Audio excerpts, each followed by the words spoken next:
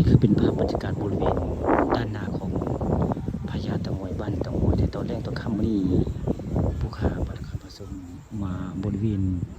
น้ำพุงบ้านเต่างอยอำเภอเต่างอยได้บรรยากาศการน้ำหลายจะได้มื้อนี้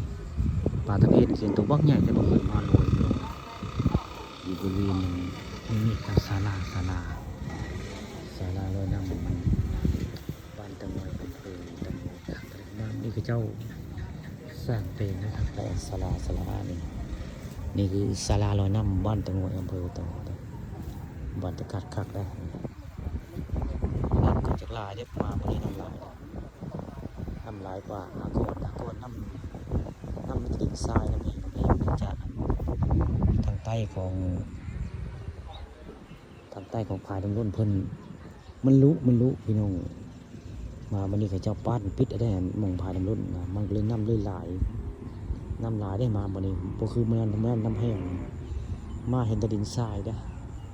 เดี๋ยวเราพูดกันเห็นนะเห็นวัดบ้านเต่างอย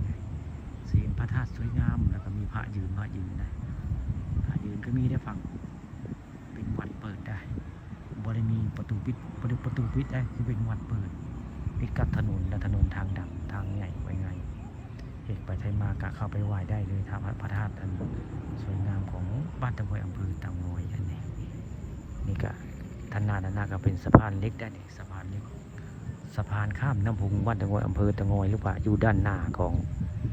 พญาเต่างอยเนี่ยบรรยากาศคักแล้วก็เจ้าสร้างเปลงไว้นานอะไรภาพบรรยากาศในน้ำพุงบ้านเต่างอยว่าศาลาลอยน้ำบ้านเต่างอยนะฝั่งคนกระสิเนียนนำประจำหมู่บ้านขับมอเตอร์ไซค์ออกแล้วสองคน